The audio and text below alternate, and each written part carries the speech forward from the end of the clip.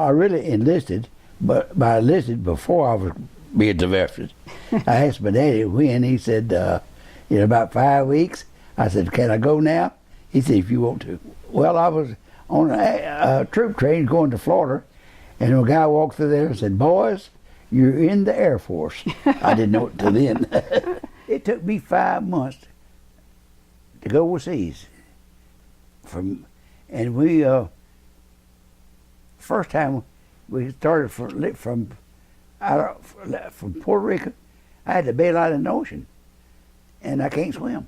But I had to make west, and then they finally picked me up, and then I think we cracked up again. Oh, in Cuba, that's right. We were trying to go back again the second time, and we was having problems. So we tried to get to Cuba. Wasn't even on the map, but we knew just about where it goes. The pilot said, if we go this direction, we should hit it. We should hit it. So sure enough, we hit it, and we made our landing, and we the little runway was so short with that powerful plane, and we just kept going when we got to the end of the runway in some thickets. But and the plane stood like this, nose down, and the bottom, when you jump out of the bottom, on the bottom of the plane, it's about that off the ground. When I jumped out, it's about like it's seated. I didn't know until I hit the ground. That was pretty good lick. I jumped out of that thing. But when the airplane, like it get out as fast as you can, because you don't know what it's going to do. In Tunis, Africa, that's where we were. That's where we based. Casablanca. I never forget, that's when we first went into Africa. That's where we were based, at Casablanca. And then we got on a 48 cattle car and rode to Tunis. I said, well, we just sit there on the floor with no seats, no nothing. And our baggage and everything, we sitting there and laid back on it. And but every time we stopped, some little old boys, kids come over trying to settle something. And one time I bought some eggs from one little boy, but they were raw eggs.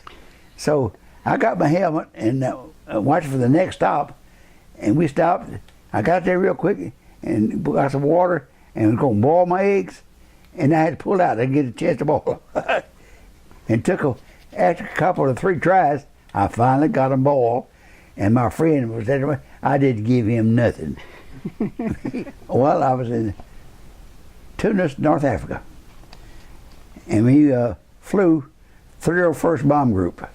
We flew out of North Africa, and we hit Italy, southern France, and southern Germany, and the Balkans. Place the oil fields. We hit them. I photographed the target while it was being bombed, and and then a lot of other things that went on in our group. But main thing was getting the bombs away shot, and watch the bombs hit the target.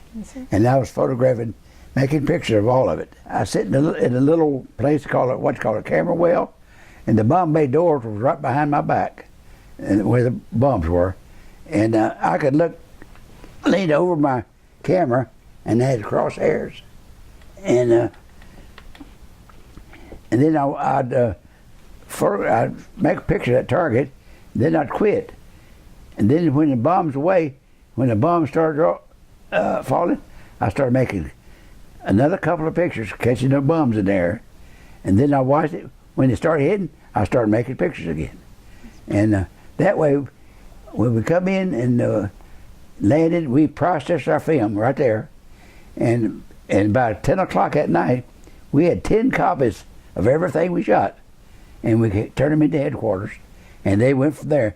10 o'clock, those pictures were in our headquarters. They studied them and saw what percentage to knock out, and if it was a good percentage, they'd look for another target.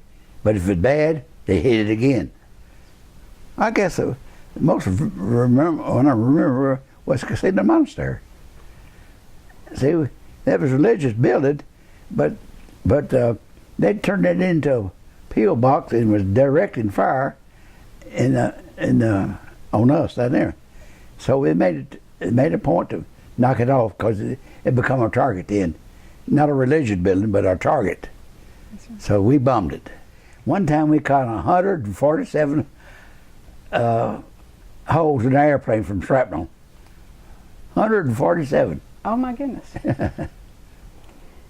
And we had holes in our plane a lot. The best thing you could do when you're in combat is to keep your mind on what you're supposed to be doing. That way, some of this other stuff you don't even know what's going on, because your mind is blanked it out and you're thinking about what your job is. And the bigger the job, the less you hear. That's right. Having plenty to do was the best thing in the world when they were shooting at you, because you could just get them out of your mind. The Germans were pushing our infantry out to sea. They just pushed them out. So we got orders to bomb them.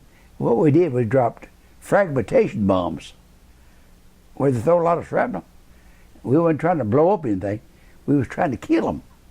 So we hit them with those fragmentation bombs. And while we was making our bomb run, just before we made it, we saw a group making that run, and we circled. And when after we saw they was gone, they went and made our run, doing it on the same target. We dropped the same kind of fragmentation bombs. We hit Foggia, Italy, and we hit Naples, Italy, and went to the Balkans and Budapest and Bucharest. That's like Little Rock, not Little Rock, river. We hit all the Balkans, and then we hit southern France, Toulon, France, and hit the Subpians. That was on the coast, and that was some of our target. And then, of course, well, I never did get up into Berlin. We never get up, but we south of there. We worked a lot of south. Okay, well, we flying combat in Italy, in Africa. Well, in Italy, he took GI soap and tried to blind himself so he couldn't fly anymore. When I saw what he's doing, I went straight to headquarters and reported him. And they got a hold of him, and they grounded him. He didn't fly another mission.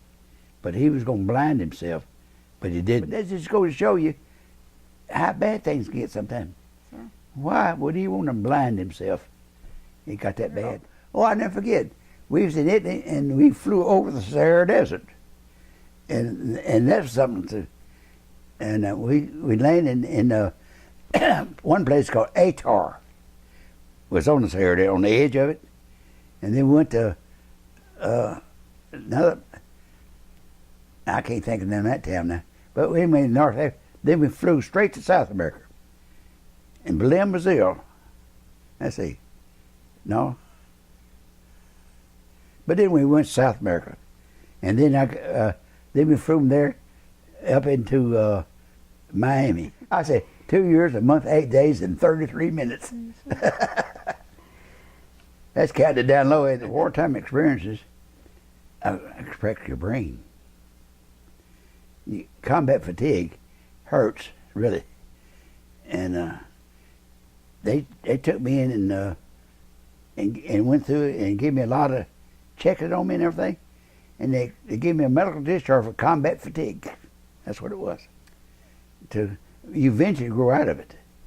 Because after so long a time, so many things you do in life, all this other goes away. I come home on a troop train, comes in McGee, and all my family was there waiting on me. And they was waiting on me to get there because they wanted to introduce her and me together. I got home and met her on a Thursday night. The next Thursday we was engaged, and the next Thursday we was married, and went to Little Rock to spend a honeymoon overnight at the Lafayette Hotel.